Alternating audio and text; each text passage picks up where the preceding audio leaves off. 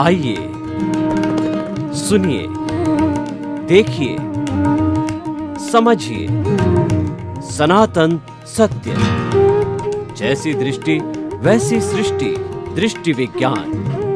कुदरत, कुदरती रचना एवं कुदरत के कानून से शाश्वत सुख की प्राप्ति।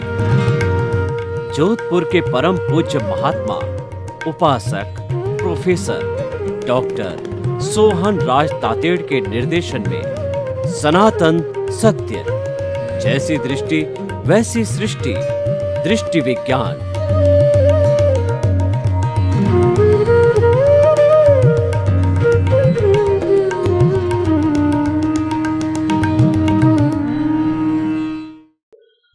ओम शांति प्रभो, जय शांति प्रभो। पार्श्वनाथ वीर प्रभो। ओम शांति प्रभो, जय शांति प्रभो। पार्श्वनाथ वीर प्रभो। ओम शांति प्रभो, जय शांति प्रभो। पार्श्वनाथ वीर प्रभु।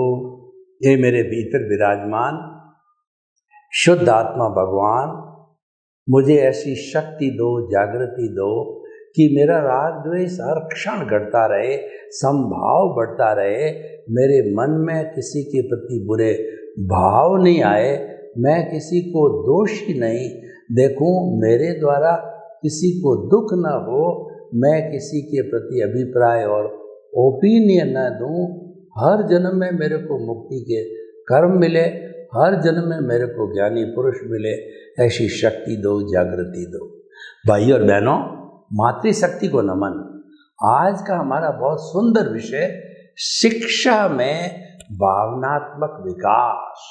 शिक्षा एक ऐसी पद्धति है जो इंसान को सही अर्थों में मानव बनाती है। शिक्षा एक ऐसी लाइन ऑफ डिमार्केशन है जो कि पशु और मनुष्य के अंदर भेद रेखा खींचती है। हमारे भीतर तीन तरह के मस्तिष्क यानी हमारे मस्तिष्क के तीन स्तर है, मन के तीन स्तर है। पहला जो है हमारा एनिमल माइंड। एनिमल माइंड होता है वह जो पांच इंद्रिय सुख और उसी में ही खोया रहता है और उसी में ही संतुष्टि करता है। दूसरा जो ब्रेन होता है वो ह्यूमन माइंड होता है।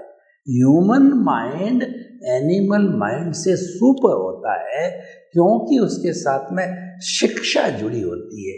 शिक्षा व्यक्ति को एक सही अर्थ में इंसान बनाती है और जो पशु होता है वो एक तरह से दानव तुल्य होता है क्योंकि पशु का जो मस्तिष्क है वो विकसित नहीं होता है और इंसान का जो मस्तिष्क होता है वो विकसित होता है।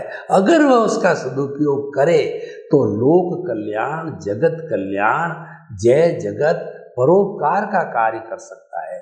यानी शिक्षा जो है मनुष्य को जो है अनुशासित बनाती है, वेल सिविलाइज्ड बनाती है, एटिकेट्स वाली बनाती है और मूल्यों की स्थापना करती है। शिक्षा जो है व्यक्ति के अंदर अच्छे अच्छे जो मूल्य है उसकी स्थापना करती है। ये सारा शिक्षा का जो मूल्य, इसी कारण आज के इस युग के अंदर पेरेंट्स सबसे ज़्यादा वरीड होते हैं, बच्चों की शिक्षा को लेकर के होते हैं क्योंकि अगर बच्चा अच्छा शिक्षित हो जाता है और फिर वो अच्छे कंपटीशन के अंदर चला जाता है तो उसकी लाइफ बन जाती है। इंजीनियर, चार्टेड अकाउंटेंट और बड़ा जज है, कलेक्टर है, आईपीएस ऑफिसर है, ऐसी बड़ी बड़ी पोस्ट को कंपटीशन के द्वारा प्राप्त किया जाता है। उसमें शिक्षा का बहुत बड़ा महत्व है। आज के ज़माने में शिक्षा का जो है बहुत ही विकास हुआ है क्योंकि शिक्षा आवश्यक हो गई है। आज का जो युग है वो ग्लोबलाइजेशन, प्राइवेटाइजेशन और लिबरलाइजेशन का युग है। सारा विश्व जो है एक गांव बन गया है। और जैसे गांव में अलग अलग जो है बास होते हैं, स्ट्रीट्स होती हैं, उसी तरीके से 210 कंट्रीज मिल करके एक गांव बनाते हैं। और सबसे बड़ी बात है कि वो 210 कंट्रीज सैटेलाइट से सभी जुड़े। सैटेलाइट एक ऐसा माध्यम है जिसने पूरे विश्व को जोड़ रखा है। उसको वसुधैव कुटुंबकम की अवधारणा हम कह सकते हैं। हमारे ऋषि मुनियों ने तपस्या करके और भीतर चिंतन करके उन्होंने वसुधैव कुटुंबकम की अवधारणा का आविष्कार किया। उसके अंदर ये बताया गया है कि हम जितने भी विश्व के मानव हैं वो वसुधा यानी पृथ्वी की संतान है और वसुदेव माता की संतान है, यानी हम सभी भाई भाई हैं। इसीलिए हमारे एक दूसरे के बीच में भातृत्व भाव होना चाहिए, भाईचारा होना चाहिए, परस्पर सम्मान का भाव होना चाहिए। जो ये मूल्य जो सिखाती है वो शिक्षा सिखाई जाती है। अगर शिक्षा नहीं दी जाती है तो व्यक्ति वह पशुवत है, वो दानव रूप के अंदर है। वह व्यक्ति जो है वो राक्षस और पशु से कम नहीं है।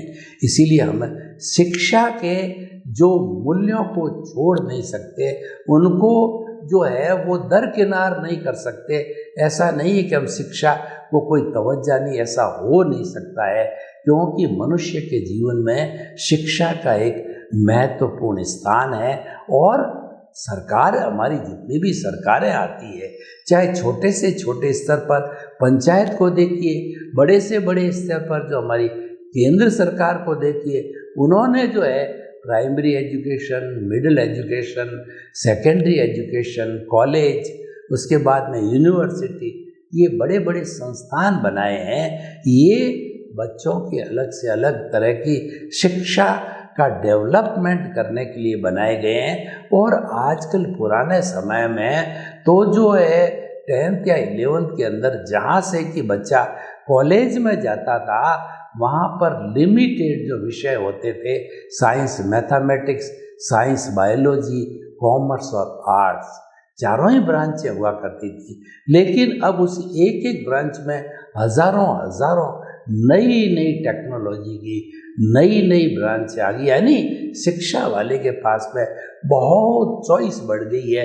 पहले चॉइस लिमिटेड थी, तो उस चॉइस को, विकल्पों को प्राप्त करके, और आज का जो इंटरनेट का युग है और गूगल का युग है, उससे भी शिक्षा की अच्छी अच्छी बातों को निकाल करके आज शिक्षा को बहुत उपयोगी बना दिया गया है, महत्वपूर्ण बना दिया गया है और सर्वोप्रिय बना दिया जाए।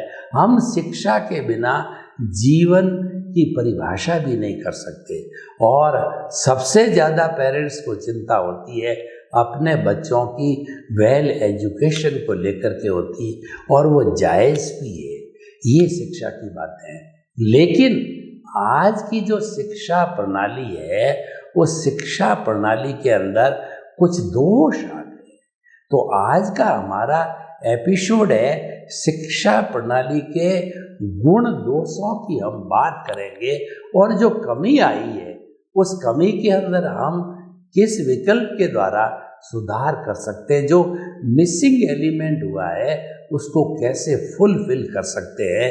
तो इसके लिए हमारी पुरानी शिक्षा नीति, यानी जो गुरुकुल की शिक्षा नीति थी, और वर्तमान की हमारी जो एजुकेशन सिस्टम है, कॉलेज, यूनिवर्सिटी एजुकेशन है, उन दोनों को समझना पड़ेगा।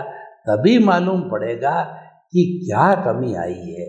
पहले जो हमारी गुरुकुल की शिक्षा प्रणाली थी, तो 25 वर्ष की उम्र तक ब्राह्मण, क्षत्रिय, वैश्य और शूद्र, चारों ही कैटेगरी के लोग अपनी अपनी शिक्षा के अनुसार अपने स्पेशलाइज गुरु के पास में जाकर के, और वो 25 वर्ष तक शिक्षा को ग्रहण करते थे और वो गुरुकुल वास में रहते थे।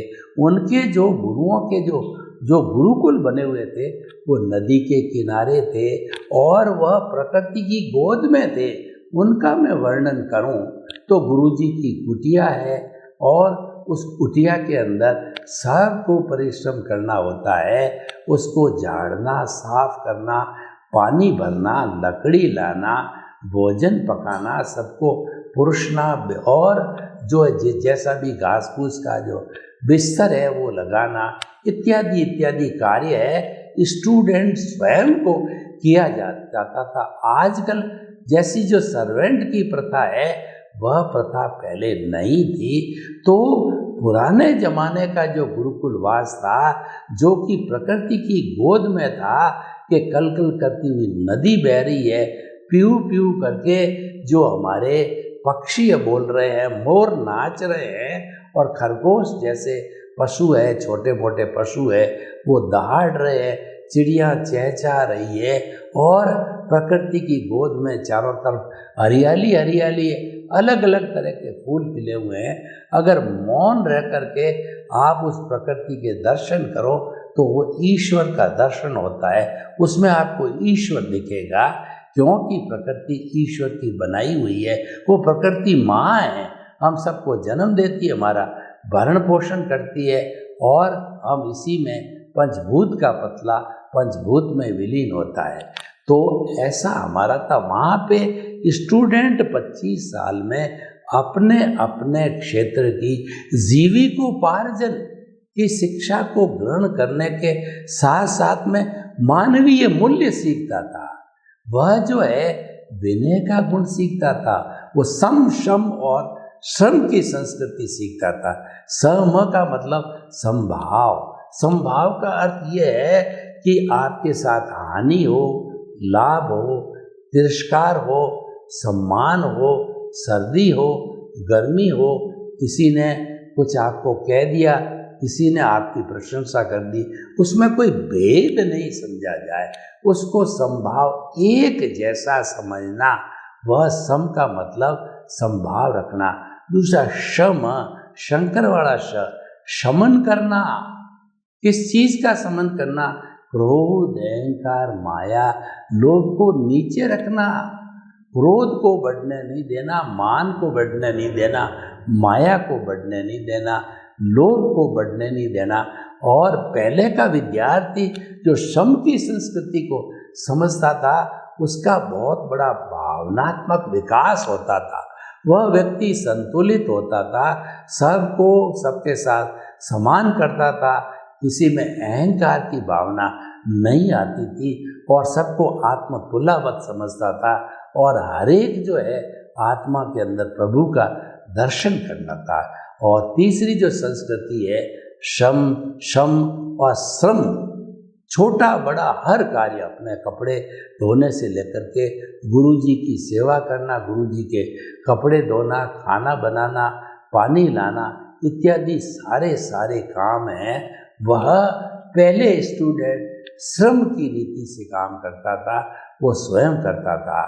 तो उस कारण से जब व्यक्ति 25 साल पूरे करके गृहस्थ में प्रवेश होता था, तब वो एक मंजाया वेल ट्रेंड जो है स्टूडेंट होता था। आपने देखा होगा कि हमारे जो ये विद्यालय है उसमें आता है ज्ञान, लिखा हुआ आता है पिलर्स के ऊपर, मेन गेट, जो उसके लिए आता है कि शिक्षा के लिए, आप प्रवेश शिक्षा के लिए, और जो है वो ज्ञान प्रसार के लिए प्रस्थान, जो आपने ज्ञान लिया है वो सेवा के लिए आप प्रस्थान करो। आप विद्यालय के अंदर शिक्षा को ग्रहण करो, ऐसी शिक्षा ग्रहण करो कि लोगों का भला कर सको, आप लोक कल्याण कर सको। तो इसीलिए पहले भावनात्मक विकास बहुत बड़ा होता था, और जो स्टूडेंट था वो केवल बुद्धि के स्तर पर काम नहीं करता था, ओनली इंटेलेक्चुअल नहीं था, वो उसको इंट्यूशनल मस्ट बनना पड़ता था। गुरुजी ध्यान कराते तो गुरुजी के पास में तो इतनी इतनी दिव्य दृष्टियाँ थी, जैसे राम और भरत और लक्ष्मण और शत्रुघ्न, चारों जो दशरथ के पुत्रों को जो वाल्मीकि जी ने जो शिक्षा दी आश्रम में, तो उनको इंट्यूशनल बनाया, उनके भीतर रिद्धि सिद्धियों को पैदा किया, क्योंकि वो रिद्धि सिद्धियाँ स्वयं जानते थे। ऐसे ऐसे बाणों को जो है उनको सिखाया कि कौन सा बाण क्या कर सकता है। वह जो बाण कहना चाहिए वो वो पूरे विश्व को भस्म भी कर सकता है और पूरे विश्व के अंदर वह जो है अमन चैन भी कर सकता है। ऐसी रिद्धियाँ सिद्धियाँ जो है उन्होंने सिखाई, वो कहाँ से आई? वो आई विनय की भावना से, वो आई इंट्यूशनल बनने से, भीतर जाने से। क्योंकि बुद्धि जो होती है वह बुद्धि हमको संसार में भटकाती है, बुद्धि के सहारे हमारे राग द्वेष बढ़ता है, बुद्धि हमारे को लाइक डिसलाइक सिखाती है, ये अच्छा है ये अच्छा नहीं है, उसका भेद करवाती है और हमको संसार में घुमाए रखती है। जबकि जो इंट्यूशन है उसके अंदर शब्द नहीं है। जब हम बुद्धि के परे जाते हैं, जब इंद्रियों के परे जाकर के इंद्रियातीत होते हैं, जब हम अज्ञा से प्रज्ञा के जो है कहना चाहिए पाले में जाते हैं, तो प्रज्ञा के पाले में केवल वाइब्रेशन से, उसमें चाहे राम जाओ, कृष्ण जाओ, महावीर जाओ, ईसा मसीह जाओ और जीसस क्राइस्ट जाओ, गुरु नानक जाओ, कोई भी धर्म का संस्थापक जाता है तो उनको जो है शुभ अशुभ भाव की वाइब्रेशन कृष्ण नील कापोत तेजो पद्म शुक्ल लेशिया नजर आती। वो तो महापुरुष होते हैं, तो वो जो है अशुभ भावों वालों की लेशिया क्यों लेते हैं? वो तो हमेशा शुभ भावों की लेशिया का ध्यान करते हैं और शुभ भाव की लेशियाओं को ग्रहण करते हैं, पॉजिटिव थॉट्स को ग्रहण करते हैं, खुद पॉजिटिव होते हैं, दूसरों को पॉजिटिव होने की शिक्षा देते हैं। इसीलिए गुरु कहता है कि थिंक पॉजिटिव, डू पॉजिटिव और बी पॉजिटिव। हम भी अपने स्टूडेंट्स को पढ़ाते हैं तो ये तीन चीज़ें 3 बार बुलाते हैं कि think positive, do positive and be positive. आप अगर सकारात्मक सोचने लग जाओगे तो साथ साथ में आप करने भी लग जाओगे तो आप अच्छे बन जाओगे। तो ये हमारा शिक्षा का लक्षण है, ये सिखाया जाता था। अब मैं आपको बताना चाहता हूँ कि आज की जो स्कूली एजुकेशन है या कॉलेज की एजुकेशन है, उसकी शिक्षा में तो बहुत बड़ा विकास हुआ है, बड़े बड़े विद्वान बनाए हैं, लेकिन वो विद्वान हैं, उनका भावनात्मक विकास नहीं है।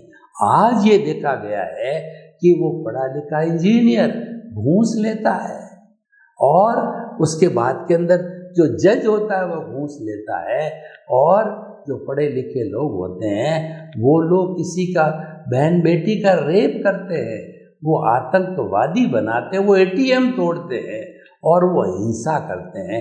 ऐसा क्यों होता है?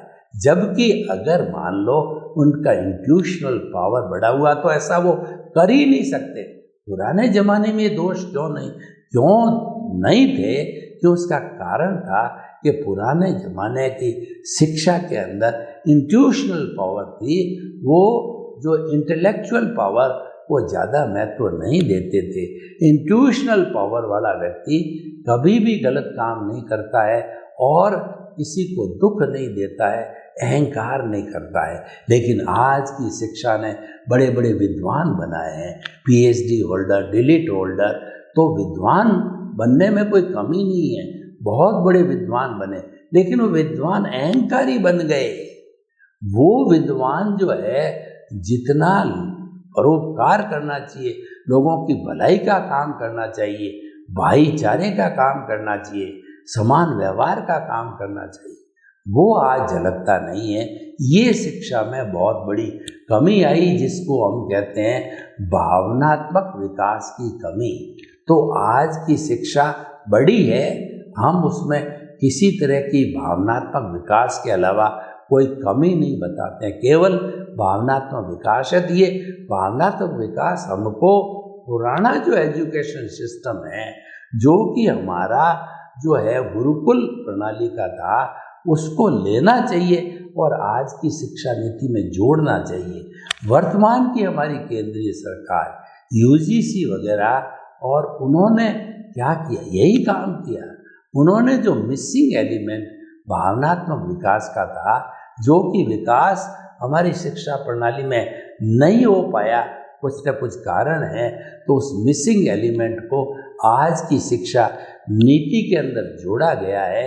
तो जोड़ा जाने के कारण आज की शिक्षा नीति पुरानी जो हमारी शिक्षा है और वर्तमान की शिक्षा है वो दोनों मिलकर के एक अच्छी जो है वो शिक्षा नीति बन गई है। तो हम आपको यही बताना चाहते हैं कि आज की शिक्षा नीति में जो भावनात्मक विकास की कमी आई है वो भावनात्मक विकास जो है अवश्य किया जाना चाहिए। हमारे जितने भी इमोशंस हैं, बड़े 4 इमोशंस हैं, क्रोध, अहंकार, माया, लोभ, ये हमेशा लिमिट में रहना चाहिए, इसका समन करना चाहिए और हमको प्रैक्टिस हो जानी चाहिए सम की, साधना की। वो प्रैक्टिस क्या है कि चाहे हमको कोई गाली दे, चाहे हमारी प्रशंसा करे, चाहे हमारे को कोई प्रतिक्रिया करे, तो हमें प्रतिक्रिया विरक्ति करनी है। हमको टिट फॉर टैट नहीं करना है, हमको जो है किसी को नीचा नहीं दिखाना है। तो ये काम हमें करना चाहिए। तो हम आपको ये बताना चाहते हैं कि हमारी जो वर्तमान की शिक्षा नीति है उसके अंदर आई हुई कमी को जोड़ दो तो ये शिक्षा नीति अच्छी बन जाएगी। तो पुरानी और नए का आपस में गठजोड़ है, वह एक बहुत सुंदर शिक्षा नीति बन जाएगी और उसमें भावनात्मक विकास बढ़ जाएगा। वो हमको सबसे ज़्यादा करना है। यानी हमको जो है इंटेलेक्चुअल के साथ साथ में व्यक्ति को इंट्यूशनल बनाना है, व्यक्ति को सच्चे अर्थ में मानव बनाना है, जो सबके साथ में समान का भाव करे और अपने भीतर जो है उसके अंदर प्रेम का दरिया लहराना चाहिए। उसके हृदय के किसी न किसी कोने के अंदर मनुष्य के प्रति प्रेम और जो है अन्य प्राणियों के प्रति प्रेम की भावना होनी चाहिए, क्योंकि जितने भी जीवित प्राणी है वो सामान्य रूप से वो एक समान है, उनके अंदर कोई अंतर नहीं है। जो अंतर दिखाई देता है ये सामान्य से हटकर विशेषता में आता है, राग द्वेष में अंतर होता है, अलग अलग शरीर का अंतर होता है। तो हमें इस अंतर को पाट करके हमारी शिक्षा नीति के अंदर भावनात्मक विकास को जोड़ करके और इसको अच्छा बनाना चाहिए, यही हम कहना चाहते हैं। और शिक्षा की जो इम्पोर्टेंस है उसको तो कोई भूल नहीं सकता और भुलाया भी नहीं जाना चाहिए, क्योंकि व्यक्ति को जो शिक्षा है वह सुसंस्कृत बनाती है और वह उसको जो है वह सिविलाइज्ड बनाती है। तो इस तरीके से ये कमी आई वो ठीक करना चाहिए। और उसके साथ साथ में आज का जो युवा वर्ग है वो श्रम करने से बहुत कतराता है। जो कॉलेज और यूनिवर्सिटी से निकला हुआ व्यक्ति है वो श्रम नहीं करना चाहता है, जबकि पुराने ज़माने में जो राजा के बच्चे तक भी राजकुमार होते थे वो भी सारा काम अपने हाथ से करते थे, पूरा श्रम को लगाते थे। तो आज ये नई शिक्षा नीति ने सम, शम और श्रम की जो भावना है उसको तवज्जो नहीं दी है, तो उस मिसिंग पार्ट को हमें तवज्जो दी जानी चाहिए। और जब ये ऊंचे स्तर पर दी जाएगी तो नीचे हमारी सामान्य एजुकेशन, स्कूल वगैरह के एजुकेशन है, उसमें तो अपने आप ही जो है वह अंतर आ जाएगा। क्योंकि अगर ऊपर से सुधार होता है तो नीचे सुधार तो हो ही जाता है। तो हम आपको ये बताना चाहते हैं कि हमारी जो शिक्षा नीति है उस शिक्षा नीति के अंदर जो वर्तमान के अंदर जो कमियां आई है उन कमियों को दूर किया जाना जरूरी है, उसको उन कमियों का संशोधन किया जाना जरूरी है, ताकि कि हमारी ये वर्तमान की शिक्षा नीति है ये बहुत अच्छी और होलिस्टिक बन जावे। तो भाइयों और बहनों, आज की जो शिक्षा नीति की हमने बात की और उसमें भावनात्मक जो क्वेश्चन जिसको हम कहते हैं इमोशनल क्वेश्चन, देखिए कि 3 तरह के क्वेश्चन होते हैं। पहला क्वेश्चन होता IQ। ये IQ जो है वो जो है हमारा कहलाता है वो इंटेलेक्चुअल कहलाता है। तो इंटेलेक्चुअल तो व्यक्ति बहुत हो गया है, अच्छी बात है, बुद्धि का भी विकास होना चाहिए और इंटेलेक्चुअल होना ही चाहिए, क्योंकि शिक्षा अपने आप इंटेलेक्चुअल बनाती है। लेकिन इंटेलेक्चुअल के साथ साथ में शिक्षा में वो गुण होना चाहिए कि व्यक्ति का इमोशनल क्वेश्चन EQ वो भी सही रहना चाहिए। ईक्यू का अर्थ होता है हमारे क्रोध, मान, माया, लोभ, जितने भी भावनात्मक है, जितने भी इमोशंस है, जितने भी नेगेटिव थॉट्स है, उन सब को हम समाहित कर सकें और उन पे हम नियंत्रण करके और हमारे जीवन को हम अच्छा एक सात्विक जीवन बना सकें। और तीसरी होती है श्रम की बात है। हर काम व्यक्ति को अपने हाथ से करना चाहिए और किसी काम को छोटा नहीं समझना। चाहे घर का छोटा से छोटा कार्य हो, उसको छोटा नहीं समझा जाए। जब ये श्रम की भावना हमारे भीतर आएगी तो हम जो है वो अच्छे इंसान बन सकते हैं। और ये इंसानियत की सारी भावना होती है वो शिक्षा ही सिखाती है। शिक्षा एक ऐसा माध्यम है जो व्यक्ति को सही अर्थों में इंसान, मानव बनाता है और उससे मानव से ही मानवता चली है, ह्यूमैनिटी हुई है। ह्यूमैनिटी शिक्षा बताती है। तो और जब हम ह्यूमैनिटी को डेवलप करेंगे तो शिक्षा अपने आप अच्छे रूप में हमारे सामने आ जाएगी। सर्वे भवन्तु सुखिनः, सर्वे सन्तु निरामया। लोक के सब जीवों को सुख मिले, शांति मिले, आनंद मिले, प्रेम मिले, सौहार्द मिले और सभी हम अपने शिक्षा में आई कमी का भावनात्मक विकास करके हम अच्छे इंसान बने। आपके प्रति निवेदन।